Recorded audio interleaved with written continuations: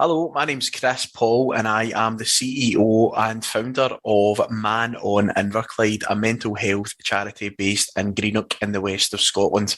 And we're bringing you this message today to raise awareness of mental health and raise awareness of our charity and how we can maybe support you, your friends, or your loved ones if you need it. Now, we started off as a suicide prevention charity, and we're continuing that mission. We want to break the stigma attached to mental health. We want to break the stigma attached to men's mental health, and I know that a lot of men will be listening to this podcast.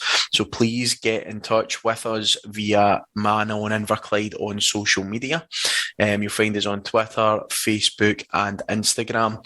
If you're not on social media and you want to get in touch with us via email, just type in support@manoninverclyde.com. Our landline here is 01475 910 258. So yeah, get in touch with us if you're struggling with your own mental health or you're concerned about a friend or a family member. One of our staff members, our volunteers, here to support you. Thanks for listening.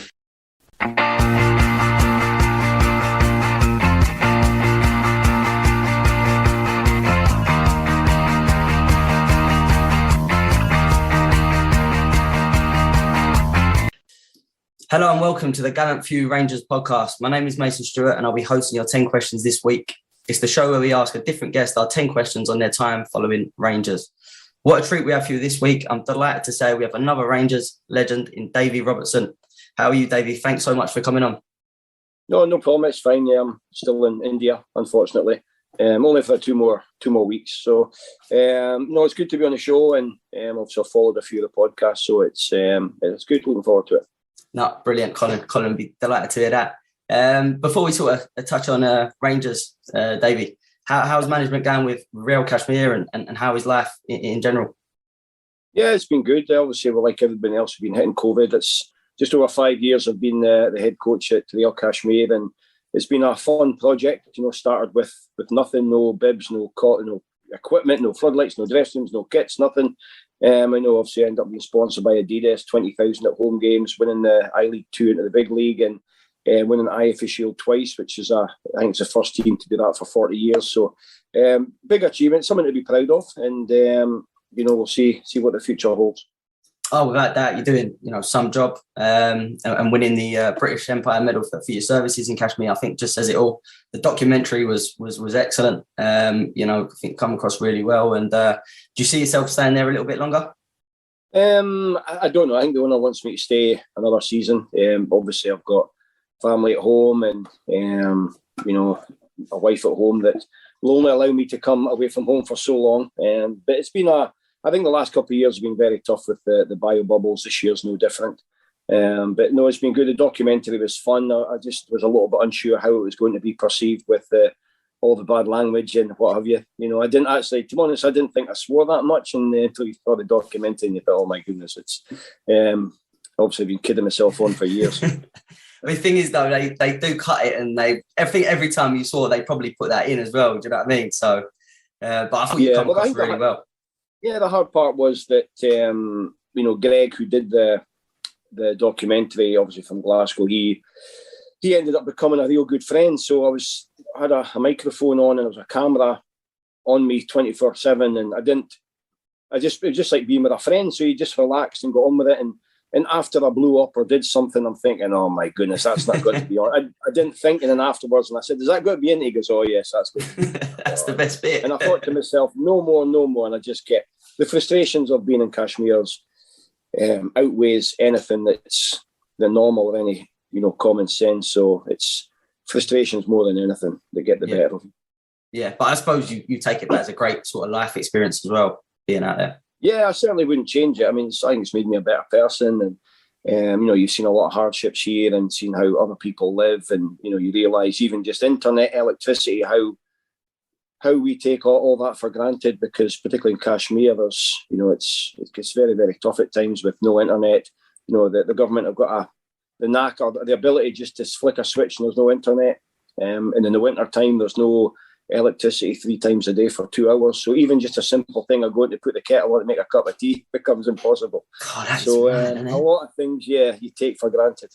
Yeah, definitely, without doubt. No, I'd just like to say, everyone at the pod, you're doing a great job, and congratulations on that. So, joined Rangers in 1991, and you had a lot of success. Before we sort of get into the 10 questions, how do you look back on your time at Rangers?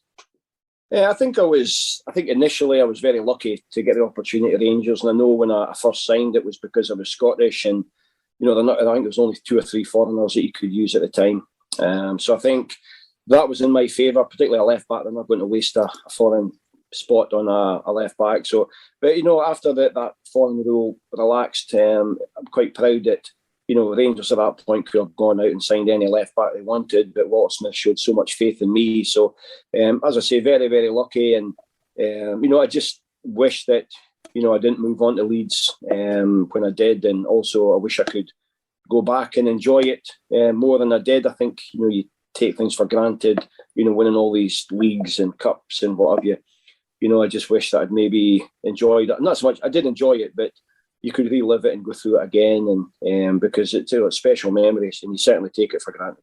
Yeah, no, about that. But I think I think Rangers made a great decision in bringing yourself there. I think say a little bit before my time. I was born in the 90s, so a bit before my time. But speaking to family and a lot of Rangers support, they'll say you was without doubt still are one of their favourite left backs. So I think a lot of the Rangers support would be disappointed when you left as well. So I think that just speaks volumes. So we'll start with the 10 questions, Davey. Question number 1: What was your favourite Rangers goal? Well, there was 2. One was probably my worst one, which was against Aberdeen at Pittodrie. I used to get so much stick, obviously coming from Aberdeen to Rangers, and there was times, in the south stand at Pittodrie, I would take a throw in on that side, and I'd get spat on. Sometimes I'd go and get the ball, I'd get punched, I'd get coins thrown at me, and so much abuse. And even one time I went on the bus after the game, and an Aberdeen supporter said to me, he says, "Oh, Davey, you're a great player for Aberdeen, and sorry you left," and what have you, and gave me an autograph book. Back in those days, there was no phones, and asked me to sign it. And as I signed it, he kicked me in the shins and ran away.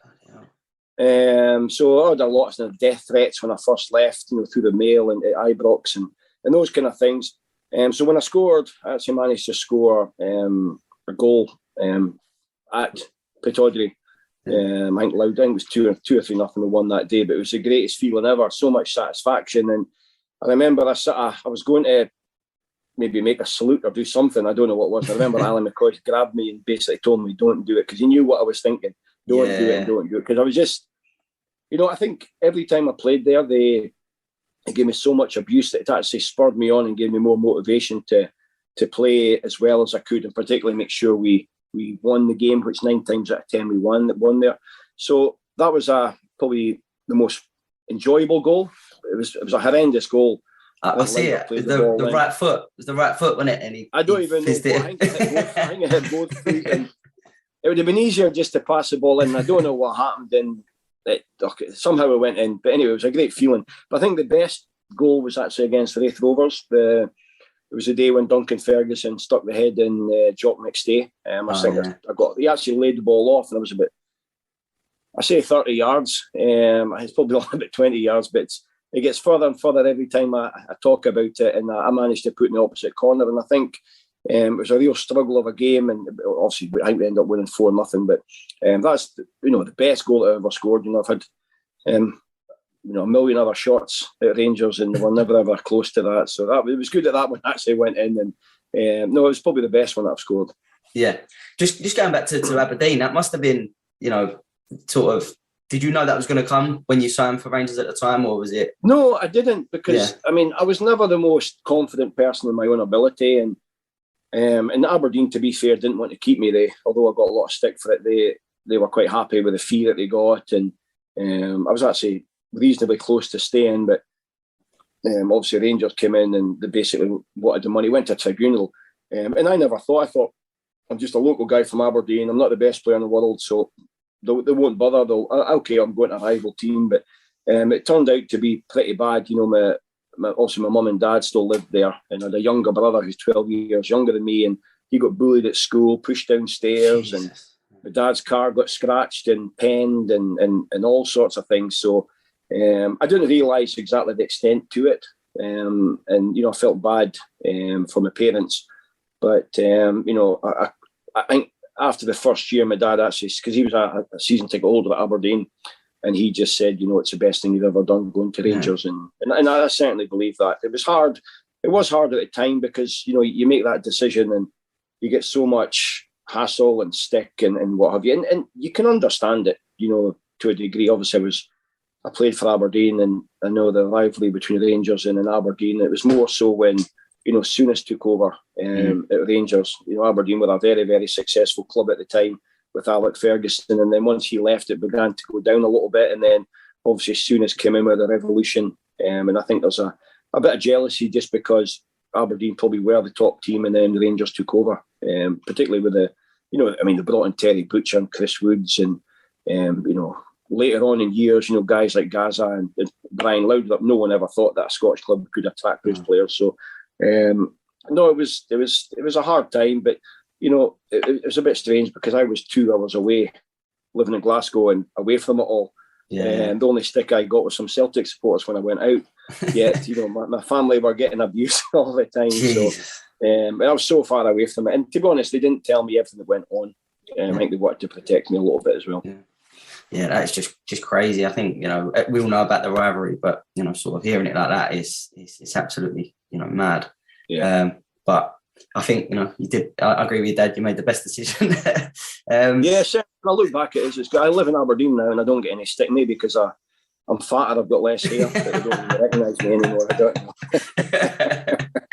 know. Brilliant. Question number 2, Davey. Where's the strangest place you've watched the Rangers game?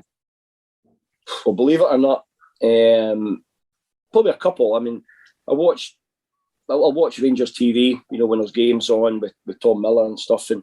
And obviously in Kashmir, I've got my laptop and I'll watch Rangers TV. But I remember I lived in America for 10 years. And I'll never forget, it was a time when Rangers obviously had to virtually, start in the 3rd division. And they were playing Forest Mechanics in the Scottish Cup at New McKessick Park, I think it's called. And it was quite funny because I got Rangers TV and it was early in the morning. It was about 5 a.m. And I was coaching youths at that point. I was in a hotel in, I think it was California. And I had my laptop sitting on the toilet, the lid's down the toilet, and I'm in the bath watching Rangers play Forest Mechanics. And I think the Rangers won 2-0 that day. But that was a period when I found it hard to see, Rangers going to play Elgin City and Montrose and all those things. It was just a bizarre, feeling, you know what I mean? And I mean, the pressure for Alan McCoy must have been huge because, they had to win the league every year. And I've coached in those leagues and it's very difficult. You need different types of players to get out of those leagues. And to be fair, Coisty did it, but it was just weird because that was during my time in America that, you would just see them. I've actually watched a game, the Old Firm game the other day, and believe it or not, it was actually on the regular channels here, which is not often you get that. We're in Kolkata, so I watched the semi-final, so that was fun. Yeah, still. My son, obviously, Mason. My son, Mason, he's called Mason as well, so he's here as well. I've got a goalkeeper coach, Jonathan. We all sat in. When the games are on and the times allow, we'll watch. We'll pay the subscription and we'll watch the game, so it's good. Yeah, still on a high from Sunday, mate. Emotionally drained, I think, is still 2 days, 3 days after. I think the best way as well, when you're a goal down, you come back and win 2-1. It feels even better. Yeah. Oh, what a day! We had such a. I go to a local Rangers pub in London, and it was absolutely bouncing. It was brilliant. So you still got a hangover? Yeah, but I have it. 5-day hangover, yeah. But going back to watching Rangers in the 3rd division, it was just. I just, you know what? I don't even like thinking about it now. We've gone through it and all that, but it was just such a low time. Really. I remember there was a story. Obviously, I'd been at Elgin, and I know how the board at Elgin work. Every penny is a prisoner kind of thing. So I remember one of the games. This is just what I heard was that they were going to. They're only allowed to have so many tickets, but they printed more tickets than they found out. And then I think the guy that had the pies the guy that supplies the pies. Obviously, those pies went to waste. We had to pay for those pies as well, so it ended up backfiring on them. But I think for the rest of the clubs in Scotland, it was good. That a lot of supporters got to see them. They obviously made some money out of it as well. Yeah. So I think it was good all round. But I think for Rangers, it was, as you say, it was very, very difficult to see it. And it's funny. I don't know if I'm a bit of a jinx or whatever. Same thing happened at Leeds United. Not long after I left. Yeah, of course it did. Yeah, they went in a bad way as well. So I've looked at two former clubs, finally get back to where they belong. But it does just show that both bounce back. So that's how big both clubs are. Without that. Question number 3, Davey. What was your best away day? I think probably every time I went to Pittodrie, to be honest with you. Yeah. It's funny because obviously the Old Firm games are fantastic, but I think just for me, because of maybe the stick I used to get or I got, and also because it's your old club, I used to just love going to Pittodrie. The first one, the first time I went was strange because I walked in the doors probably a few months after I left. The corridor at Pittodrie is a small stadium, obviously, and you go down, you see all the same faces, and it's funny because they virtually ignored me. And I don't know if they were told that, and I'm thinking, oh my goodness. I remember we actually, one of the games we played at the first game against Aberdeen was actually at Ibrox, and I was staying in the Moat House Hotel. I don't know what it's called now, but Aberdeen stayed there that night, and I remember coming down the lift because I had a dog, and I took the dog out, and all the Aberdeen players just came back from dinner, and I'm going, going to talk to them all, and they all blanked me. That was the night before, and I felt bad. But obviously, I knew what was going on. But when I went to Pittodrie, even the doorman, the secretary, people are floating about that I would know it. They just all blanked me. And then you go in the away dressing room, which was weird because I always went to the home dressing room. And then I felt like a bit like an alien, really. And I remember going out for the warm up, and I didn't know what to expect. And they all started giving me abuse and booing me and all sorts. And but when the game started, I was okay. To be honest, I think most of the times we played at Pittodrie, we won. I don't even think we maybe lost one game in 6 years. I don't know. Yeah.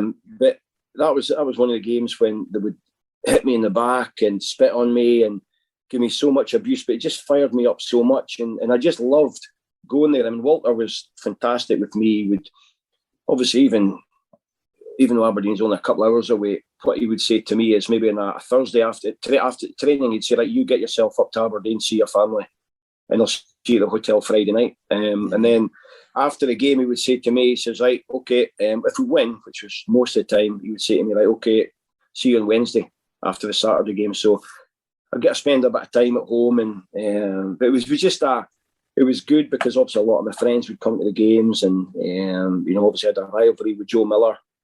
Yeah, he went to Aberdeen after Celtic, so that was always good to play against wee Joe. So broke his ribs, Davey. No, did he break his ribs? Was that the cup final? Cup final. 6 minutes. Yes, that's quite funny as well. Archie had said to me, he says, "You make sure you sort him out in the first 5 minutes." Well, it took me 6 minutes. Pittodrie was definitely the best atmosphere because obviously just the rivalry, but just the amount of stick I got that I just loved. After the first one was strange, but after that it was fantastic. Get more out of you. Did it in the end just fire up? Yeah, think I'll show you. Yeah, brilliant. Yeah, absolutely brilliant. Question number 4, Davey. What was the funniest thing you've seen at a Rangers game? Funniest thing. Well, it was. I think this one it just appeals to my sense of humour. I remember we're playing Celtic at Ibrox, and the physio came on and it had the old it was a hard plastic case, and he comes on, and I remember it was Brian Scott, I think was the physio, one of the Celtic players were down. So anyway, he takes his bag and he runs away. He obviously runs and he forgets to take his bag with him. So the referee's obviously waiting for the game to go, and John Brown just absolutely kicked it, blew everything, and it all burst. And there was bandages everywhere. And then I remember seeing that the Celtic physio were running around picking up all the bandages. And you can imagine what the Rangers supporters were giving them abuse. I think that's but there's so many things. I mean, there was one time, I think, again, it was a Celtic game, and Alan McLaren had this knack of pretending to take a bad touch. first touch, and the ball goes, it becomes a 50-50, and he just goes through someone. Yeah. And I think he did it to Paolo Di Canio, I'm not sure. And anyway, Di Canio got up in typical complaining and moaning, and the ball was beside Andy Gorham, and Andy Gorham threw it, and as he's moaning, it hits Di Canio in the back of the head. He got even worse. I think I've seen a clip of that, actually. It was brilliant. Di Canio, though, you just have to wind him up, wouldn't you? You'd have to, because he's so easily. But there's other times when, like I remember one came on, a supporter came on the pitch, one when Andy Gorham was going, other time when Ali Maxwell goes on, you turn around and you see here's the goalie or Ali Maxwell scrapping, John Brown always got involved with this support, and you think, oh my God, what's going on here? It's just, it's so many, bizarre, even at the time of it, you don't think much of it. When you think back, you just wonder, I mean, obviously these days you don't get away with that kind of stuff now, but it was good. It was a great experience. Them games must have been unbelievable to play in, though, David. Games. I found any game you played for Rangers at Ibrox, first 20 minutes you couldn't hear any of the supporters, but I remember an Old Firm game, it was a whole 90 minutes, so you were actually on your own. I couldn't shout to John Brown, he couldn't hear you, you shouted to me, you couldn't hear anything for the whole 90 minutes, so you're almost like on your own. You need to have eyes in the back of your head all the time. And even when I was playing against Celtic and the ball would go out for a throw in at the Jungle, I'd go and get the ball, and there's a big fence there, and all the Celtic supporters are spitting on you and everything. And when I go off the pitch at the end, the hair is like solid. It's solid with phlegm and spit and everything. But at the end of the game, if you get a result, it doesn't matter. It just makes it feel even better, all worthwhile, if you know what I mean. Yeah, incredible. Changed a lot today. You don't get that so much today. There's a lot of stuff. I remember, even apart from that game, I got sent off after 6 minutes. But for most of those games, it was almost for the first 10, 15 minutes, it was a free-for-all. You could just go and kick lumps out of each other. Make sure whoever you're up against, you give them a heavy slap early on. And I know I probably shouldn't say that, but that's just how it was. That's just that, yeah. I think it's better viewing. I think nowadays I think the referee turned a blind eye, and you'd have to be, getting sent off was unheard of, but even a yellow card in the first 10, 15 minutes was, you're very unlucky if it happens. It was just like it's almost a referee says, like, okay, first 10, 15 minutes, just, we'll turn a blind eye, just do your own thing, and then it calms down after that. It's good. I love those kind of games. Brilliant. Question number 5. One player you didn't rate, but everyone loved. This is quite a tough one on here. Yeah, well, it's funny. It's not that I just think for me personally as a player, Paul Gascoigne, I got asked the question, Paul Gascoigne or Brian Laudrup. Well, Brian Laudrup, obviously, because I had such a great, on the field relationship with him. I remember when Brian first came, we played at Clyde, I think it was, in a pre-season friendly game, and all this hype about Brian Laudrup, and I'm thinking at half-time, he's not that good. Then I realised I wasn't good, because he was playing passes, and I'm thinking, so that's where I'm meant to be. He was on a different sort of level. But he was fantastic for me, and it was great. But I remember Paul Gascoigne came, and obviously he's a legend, a superstar, whatever. But he had a habit of getting the ball and looking like he's coming to my side, so I'd make a run, and he'd turn and go out the other side, and never. I think in about the 3 years I played with him, he must have passed the ball to me about twice. But he had that habit of coming towards me, looking at me, and I make this run, and then he turns and goes the opposite way, and you're like, God. So I think as I was, I did rate him, but not as, probably not, it's hard to say not as much as anyone else, but I think, just for me personally, selfishly, he just kept going the opposite way to me. Making you do the running. There was one as well, the goal he scored against Aberdeen, I think it was the second one, the league decider, when he ran the whole length of the field. I actually got past him, and he could have squared it to me, and I would have scored. Probably just as well he didn't square it to me and took it himself. So I'm thinking, there's no way he's going to keep going. I made this run, and I didn't get the ball off him, but as that often happened, I made this run, and maybe I was a decoy for him, I don't know. He was some player though, and he gathered. Yeah, no, he was good, great guy. Yeah. Brilliant. Question number 6. On the Gallant Few, we like to call this the Sasa Papach Award. So, your Rangers unsung hero. Okay, without a doubt, Ian Ferguson. He was, believe it or not, he was a neighbour of mine. somehow I managed to. He lived in the Cala Homes at Erskine, and somehow he conned me into buying a house there just along the road from him. And I later found out that it was because I think he got told if he could get one of the players to buy, he'd get his driveway retarred or monoblocked. So he got a free driveway out of it for me, and I ended up buying that house that I couldn't sell for years. But anyway, no, I think when you look at like McCoist and Durrant and John Brown, real Rangers men, but Fergie he's up there with those guys, but I don't think he got the credit he deserved, and I think maybe because, there was Stuart McCall, there was Ray Wilkins, there was, Ian Durrant in there, but I honestly think he was probably one of the best players that I played with at Rangers. The amount of goals he scored, I always found that the games were easier when he played in the team, and I don't know how that is. I just think he was he just had that. He was hard. He would run all day, but yeah, and he was a real Rangers man, but he just never got the credit he deserved, I don't think. And there was actually I don't know if you know, but there was a question. Obviously, this is before Scott Brown at Celtic, that Fergie had actually won the most domestic medals ever. Yeah. A player, and it just shows you, obviously, at St Mirren, he was at Rangers, I think he got 10 league titles there. So, no, I think he just epitomised a Rangers supporter playing for Rangers. But I just found it hard that he never got the same plaudits as, McCoist, Durrant, and John Brown, those guys, Goffey, because I do think he was right up there with them. I think that's the biggest sort of compliment you can give him, is saying when you played with him, he made everyone else better.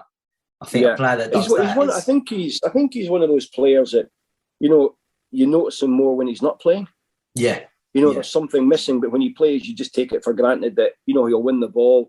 And the amount of times he was always there supporting the edge of the box, the ball comes out and scores, and he scored a lot of important goals for Rangers. But no, I definitely, he's quite funny as well. Now and again, me and him would share a car going into training. And he had this thing about about magpies. So he'd be driving in the car and he'd just out the blue, he'd go, "Bastard!" Fucking magpie. So he keep driving until he saw another one. Because it's two, is it? Salute. Is it one for sorrow, two for joy? And he goes, "Bastard!" And he just keep driving. I'm thinking, "Oh my God!" But he had this habit as well of, I don't know why he did it, but after the shower, he would. In fact, I asked him once. So he had this thing of when he came out of a shower, like everybody would put their underpants on first, whatever. He'd put his socks and shoes on first. Right, and after a while, I says to him, "Why are you doing that?" He says, "Well, if there's a fire, I'm out of here." That's brilliant. Excuse me. Oh, that is brilliant. Yeah, he was a good guy. He's good. Yeah, good guy as well. Great guy. Oh, brilliant. And that was him. He didn't drink. We used to go on nights out. He didn't drink. He didn't drink, no? No. I think he does now, right enough. Didn't he have the famous quote? He said, "People think I'm an alcoholic, but I only drink when Rangers win." Is that? Yeah, I think he said that. Yeah. But no, he didn't. He didn't drink at all when he was playing, or very, very little. He was mad enough without it. Yeah, God, sounds like it. Yeah. Question number 7, David. What's your biggest Rangers regret? Leaving Rangers. Well, there's two. Leaving Rangers, but also the 9 in a row game when we beat Dundee United at Tannadice. I don't think I realised how big it was to do it. Obviously, at the hype of that season, 9 in a row and equaling the world record kind of thing. But after the game, I went back down. I'd with family and friends, so I went back down with my wife and family, and obviously I didn't go back on the bus, which was a big regret. And then also we were due to play Tynecastle the week after, and that's when they came down in helicopters back to Ibrox and whatever. But I'd actually went to Leeds at that point. So that day I was getting a medical at Leeds, which I virtually failed at. I remember David Dodd says to me, "Are you going to play on Saturday, or what are you doing?" I says, "No, I'm not playing. I'm going to Leeds." So obviously I went there, got my medical, and but I virtually failed the medical. But George Graham still took me anyway. But that's probably the biggest regret, that I didn't enjoy. But I think a lot of it was down to the fact that probably in our era, no one had won 9 in a row. So we didn't exactly know how big it was. And obviously I've heard the stories of afterwards. And then obviously when I was at Rangers, and obviously they wanted me to stay, but I felt I was 27, 28, and I thought, I've been there I've played in Scotland since I was 16, 17, and there's only so many times you play players, 4 times a season, and you're going to the same grounds, and there's only so many times you can play against Jim McInally and Maurice Malpass without getting fed up. You see them in your sleep. And then I had a feeling that, Walter would possibly move on. And I had a great time at Rangers, and I didn't want to end up, because I knew if a manager came in, you just think it was Dick Advocaat that came in there, maybe it was him, I'm not sure. Yeah. Then, you look, Arthur Newman came in, and I didn't want to sort of, like I said at the start, I never had the greatest confidence in my own ability, and I didn't want to sort of rot away in the reserves and, this guy used to be a good player for Rangers. So obviously I moved to Leeds at that point, but it was I think after about 2 weeks, I wish I didn't stayed at Rangers. Yeah. And I remember my agent actually called David Murray actually at the time and said, "Look, he wants to come back," and he said, "No, he's gone." That was it. Really? So, yeah. The amount of players that say that though when they leave is crazy. Yeah. Isn't it? I mean, it's funny because there's so many players that, like obviously I grew up as an Aberdeen supporter and what have you, but when you sign for Rangers, something changes inside you. Yeah. And then you'll get players that, have had great, even the Dutch players that have had great careers in, Italy and Ajax and all those places, yet Rangers are their team. Yeah, yeah. Even like Marco Negri, he was there for probably 6 months, yet Rangers is his team. It's just something. I think it's the supporters and the stadium, the tradition, everything. Yeah. And I never thought, growing up an Aberdeen supporter that, I'd end up playing for Rangers. You know what I mean? Yeah. I bet that was when it did happen. It was funny because, at the time when I left, I was quite happy to stay at Aberdeen, and it's actually quite a funny story because I'd actually bought a house in Aberdeen when I was about 18 or 19, and it was a semi-detached house, a new development. So it was coming up to the end of my contract, and I didn't realise that they wanted to get rid of me. They didn't want me to stay, so they offered me money, and it was something like, say, £450 a week, and it was like a £75 a week increase. And I'm meant to be the guy, the star player that's playing every week, and all these clubs are wanting me. So I sort of says, "God, £450 a week?" And he goes, "Oh, well, William and Alton McLeish are on 500, and you can't." And I'm thinking, there's no way they're on £500 a week, those guys. So anyway, I'm thinking, but they had a new development of houses, and I thought it's a detached house, so like I need X a week and X whatever. But I had this car that I couldn't afford to pay the payments for. I don't know what it was, purchase hire. I don't know what it was in those days. Anyway, and I said to him, "Look, give me a sponsored car or a club car," because every player at Pittodrie had a sponsored car, a club car, even the reserve players, but I didn't have one. Right? And then they says, "Well, you're not a big enough personality to get one." Right? So it gets better. So then Theo Snelders and Paul Mason came over, and the club bought them cars. So they both ended up getting sponsored cars, which is like dealerships would give them a free car kind of thing. So the club had a car, the Theo Snelders car, sitting outside.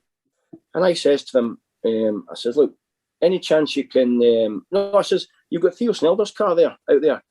And he goes, "Oh, we'll sell it to you." Right? They sell it. They want me to buy it. And then the penny dropped, thinking, they don't even want to keep me here. Yeah. And then the amount of abuse I got for leaving, and it turns out that, if I'd got a car, I may well have stayed. But then, obviously, I'm glad it worked out that way. Yeah, because, you go to Rangers, and it was a bit like my dad. My dad passed away almost a year ago, but I remember he wasn't too happy when I went to Rangers. Obviously, a season ticket holder. But when I went to Rangers, he would come to all the games, European games, and came down to Leeds, all that kind of stuff. And, he obviously is proud of it.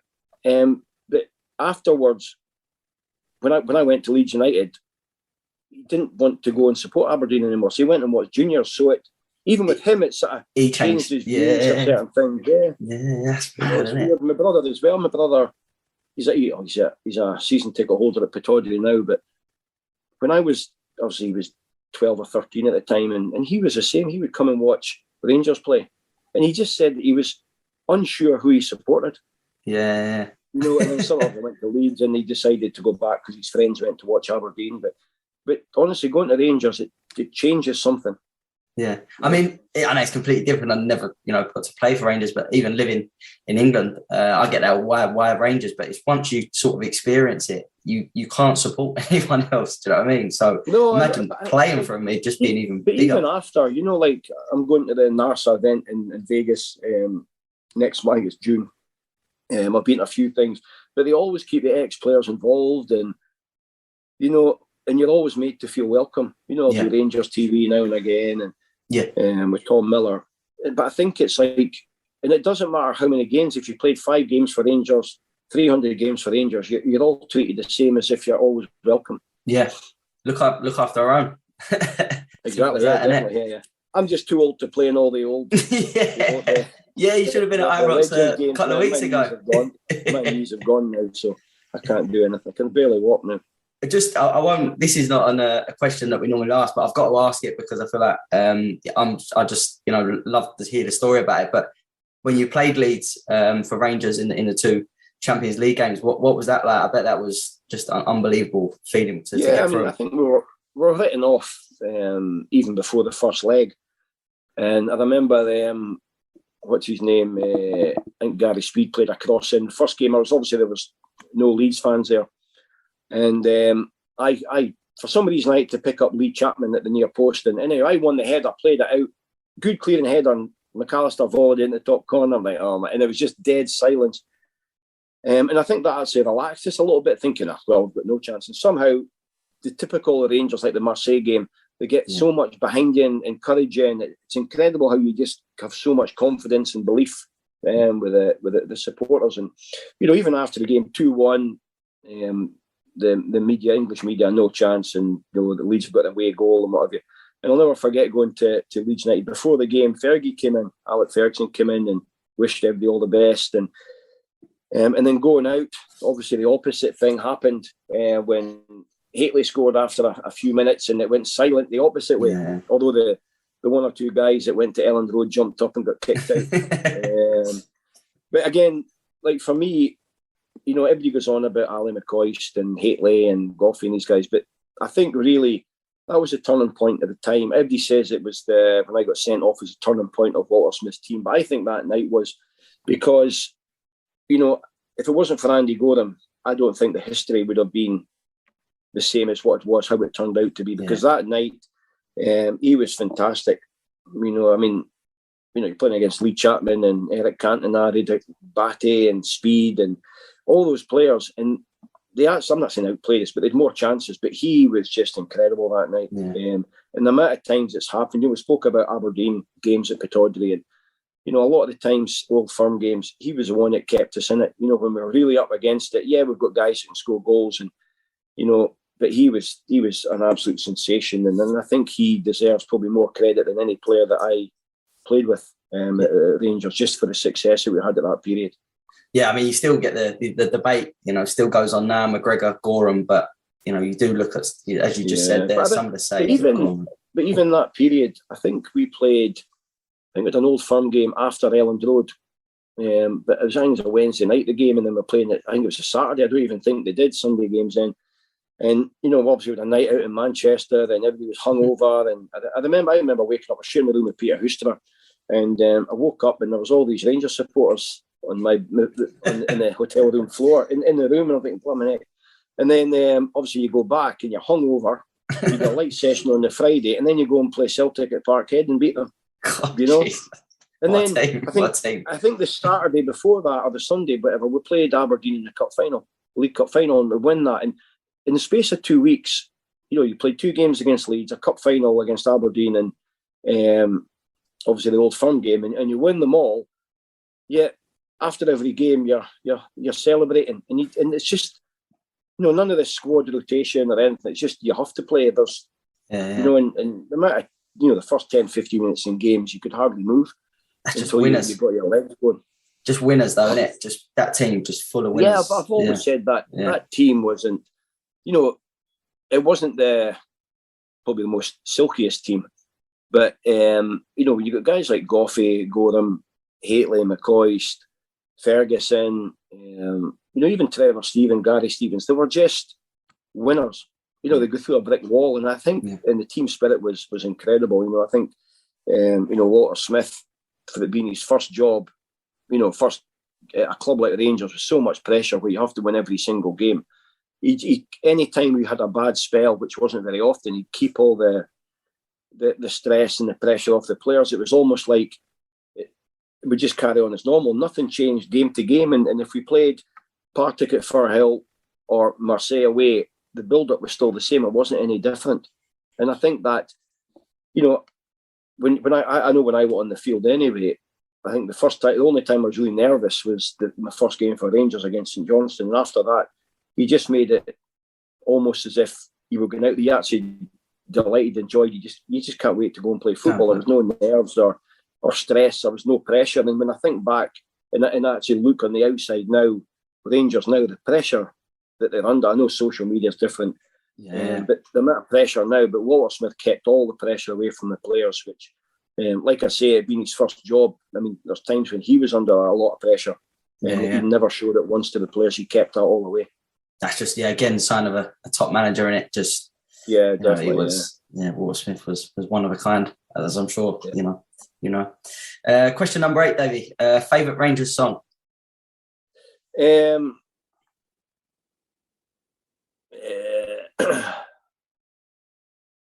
Believe it or not, there's what I play a lot. I mean, not a lot on my phone. It's on YouTube. Penny Arcade. Yeah. When it goes on for about 4 or 5 minutes, I love that song. But also that one about Four Bears Had a Dream. Yeah, Four Bears Had a Dream. There's a lot of those things coming out now, but they're obviously the old. They used to go on nights out and they used to have a good old sing song, but you're not allowed to sing those songs anymore. Well, do you know what? We asked that question and every time we hold our breath because we never know what we're going to get back. But but no, they're too. I remember it was quite funny. I used to go to Aberdeen, like Player of the Year, and you go to like up in the north or something, and they do like a proper presentation of congrats Young Player of the Year, and we'd like to say a few words, and you say thank everybody. Then you go to Rangers, and you get a Player of the Year award or something at one of the supporters club, and you'll say, "Oh, thanks very much," and then they'd all sing, "Give us a sash, give us a sash." Total opposite. So you've got to learn quickly at Rangers, I'll tell you. Brilliant. Excuse me, sorry. Question number 9, David. If you could relive one Rangers match or moment, day in your lifetime, what would it be? That's an easy one. If you remember, it was the same year as we won the treble and obviously almost got to European Cup final. It was the last game. There's a little bit of history to this because at that point, Aberdeen obviously was a bit of rivalry and I got a lot of stick from them. So we played Aberdeen at Parkhead in the Scottish Cup final to clinch the treble. So and we actually were in the Celtic home dressing room and against Aberdeen, which is obviously my old club, but it made it even better because the manager of Aberdeen at the time was Willie Miller. And as I was a kid, not a kid, but 16, 17 in the first team at Aberdeen, Willie used to slaughter me all the time. He wasn't the greatest in the ball, and he'd play a pass to me, and he would go into the stand and he'd point all the time. And because he was such a legend, the supporters used to get on my case. So I know now it was good because Alan McLeish he was a good guy with me. He was encouraging and whatever. Willie was just a grumpy one that any mistake he made, because I was the youngest, it was my fault. And he'd make sure the supporters knew it was my fault. So he gave me, even in training, he would slaughter me and everything. So I remember that game because he was a manager. And I remember winning it. And I just, as I was coming off the pitch, I saw his face. Like, obviously, it was pretty, because they probably had enough points that season to win the league in a normal season. We beat them in the League Cup, and now we beat them in the Scottish Cup. I mean, any other season, they might have won the double or the treble or whatever. Yeah. And it was just seeing his face. So coupled with, winning the treble at Parkhead, in the Celtic home dressing room, and then seeing Willie Miller's face all pissed off, it was the perfect day for me. and obviously against Aberdeen, it was just the best day ever. sounds brilliant. And I think it's because the game as well, we were 2-0 up. I think Neil Murray scored and Mark Haitley scored. And then Lee Richardson scored with about 20 minutes to go. So it was backs against the wall. That final whistle was it was the best feeling ever. Everything, all for me personally, everything came together that day. So it was good. So that was a 92, 93. So that Rangers went unbeaten that season. Was that the year? Yeah. I think we went 44 games unbeaten that year. Some of the teams as well, you know what I mean? That's and I think what Archie came in at one point, because we'd gone through the whole the following season, we almost won the treble again, but we lost to Dundee United in the final.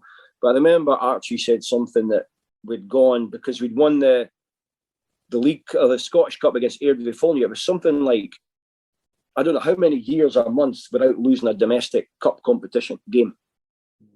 It was something like 3 years or 2-3 years or something. We hadn't lost a domestic cup game. God, what I'd do to have that team nowadays, I tell you. Yeah, really, yeah. Question number 10, David, last question. If you could have a pint with one manager and one player, ex-Rangers, obviously, who would you choose? Obviously, Walter Smith. 100% Walter Smith. And believe it or not, one of my favourite players, should we say, has been an Aberdeen supporter, was Derek Johnson. I loved him as a player growing up. I used to, in the back garden, I'd pretend I was him scoring goals. And for some reason, I was an Aberdeen supporter, but Derek Johnson was the guy. I'd get my mate to cross balls and I'd head them in and I'd run about like Derek Johnson. I actually had that. My dad would never buy me a Rangers kit. So for some reason, one year I got I don't know how I got it, but I got a Celtic strip. Oh, God. Right? I don't know how I got a Celtic strip. But anyway, right. So you got it in those days. The number was on the shorts, but when you obviously buy it in the shops in the Celtic kit, there was just the green Umbro sign, white shorts. So I remember I wanted to try and I wanted to be Derek Johnson in the back garden. So I had this blue T-shirt, and I got this badge. It was a pair of pajamas I had, and I cut it out, and I got my mum to sew this badge, Rangers crest, on this blue T-shirt. I would then put a Rangers crest over the green Umbro sign on the shorts. That's more like it. And I had a pair of Aberdeen socks, but my dad had like black socks he used to wear for his work. So I'd put the red socks on and put the black socks on top and fold the red over. So I thought it was a Rangers. I thought it was Derek Johnston, scoring all these goals. And it was funny. I'll never forget this. I was at Aberdeen at the time, and we had in fact, there's a guy from Aberdeen who's writing a book because at one point Pittodrie was going to be no more. They were going to knock it down and they were going to move to Kingswells. I don't know if that still happened. But anyway, I got this phone call from a guy and he says, right, I want to tell you memories of Pittodrie. So I spoke away. And they said, what's your most memorable goal at Pittodrie? And I thought back and I thought, God, I've scored 4 goals at Pittodrie. I never scored for Aberdeen at Pittodrie. So, and I told him the story. So I scored 1 against Keith, when we beat them 10-1. Obviously, I scored 1 against Aberdeen. The other one was playing for Aberdeen Reserves against Rangers, and we're winning 1-0, and I scored 2 own goals. And we lost 2-1. And I'll never forget Teddy Scott, who's no longer with us. He had a go at me afterwards. Do you want to fucking play for Rangers? And I think years later, and I think, oh my goodness, it was meant to be. See, yeah. And again, I think that day Derek Johnson was actually playing, so I actually got to play against Derek Johnson, even though he's a good bit older. I think he was playing almost coming to the end of his career, and I think he was playing as a centre back at that time. But Derek Johnson for me was a real, not hero, but somebody I sort of emulate or tried to pretend I was, Yeah, no. Just quickly, David, just to finish off, at Walter Smith, just how would you sort of describe, him as a manager? I think for me, again, he gave me a bollocking once, and it was the semi-final of the League Cup when Hibs beat us 1-0, and Keith Wright or Mickey Weir scored. That was my first semi-final at Rangers, and I didn't have my best game. And afterwards, he slaughtered me, and he said, "Listen," he says, "I don't care if you kick the ball out the park 10 times." He says, "We're Rangers. We have to have 11 players on the field. You can't hide and you can't do anything." And that was the one and only time he gave me a bollocking, a hard time. And to be fair, I learned a lot. But I just think his management style, I think one of the first words he said to me when I joined the Rangers was, he says, "You look after me and I'll look after you." Yeah. And he did. I mean, like I said to you before, he'd tell me to go to Aberdeen before games and stay a few days later. He'd always, if you see your family's there, he'd talk to your family, like my dad and things like that. And he just had this knack of, I mean, in those days, he had some, real superstars playing there. Like I said, it's his first job, but he could keep people happy. Even if some players weren't happy, and I know how difficult that is as a manager. If players are not playing, they can get pissed off with you and they can start things. But everybody just, even if you weren't playing, you loved, Walter. And, I just think when I went out on the pitch, it was almost like, okay, you're playing for the supporters, but you're playing for that man as well. Don't want to let him down. Because I think you knew it deep down, you knew the pressure he was under. And if anything went wrong, you felt like you're letting him down. There was one time, I got sent off. It was quite funny. I get sent off, and obviously you're not allowed in the stand. You've got to sit in the dressing room, and there's no TVs in the dressing room. And because it was Old Hampden stand, and all you could hear was the thumping of the noise, the feet. Yeah. And I heard it, and I goes, "Oh, there's a goal." and obviously, because they're down to 10 men, I'm thinking, right, it's going to be Celtic, isn't it? So Doddy comes in, Doddy Suter comes in, he says, "Oh, Coisy scored. And I go, "No, that's great. So it was coming close to half time, so I thought, right, I better get out of the way here. So I went in the bath, right? And he says, "What did the referee say to you?" He just said, "Off." He goes, "Fuck him. And I thought I was going to get a bollocking, but he didn't. He was all in full support of me. And then, it was good as well. Coming close to the end of my time at Rangers, they'd actually agreed a fee with Inter Milan. I was going to go to Inter Milan, and the good thing was that he said to me, he says, "Look," he says, there's a fee. We're going to agree a fee or whatever. It's a great opportunity. You can't turn something like this down." And not many managers would do that because you knew. But obviously, unfortunately, I agreed everything with Inter Milan, but Roy Hodgson got sacked about a week later, so that didn't happen. So, but he was just so good with people, and like he'd come out on a night out with the players. Okay, he didn't stay to the end, but he was just relaxed, and players could relax in his company. Just a fantastic guy, And obviously, I've lost my mum and dad in the last year or so, and then obviously Walter passed away. And even though, obviously I didn't keep in touch with him or anything like that, it feels like something's missing. Yeah. Just because of who he was and what he did for me. Selfishly, he was the best manager that I've played for. He got the best out of me, and I can't thank him enough. No, brilliant, Davey. No, well, that's the 10 questions. Thanks so much. How did you find them? No, good. Yeah, it was good. Yeah, no tricky ones. It was okay. It was okay. No, yeah. No, I'm quite open to answering anything. I've had over the years a bit of a hard time, with Rangers and Aberdeen kind of thing, but just part of my life. It's sort of obviously gave me a thick skin more than anything. You got a lot of abuse, so you just got to take it. Get on with it. Yeah, that's it. And very, very successful, David, as well. So just want to say big thanks, for coming on. Everyone at the pod, really appreciate it, and all the best with Kashmir again this season. Okay, perfect. Yeah, appreciate it. Perfect. Thank you. Top man. Cheers, Davey. And if you want to come on and have a go at your 10 questions, then please get in touch. But you've got a tough act to follow there in David Robertson, that's for sure. But as always, thanks for listening. We are the people.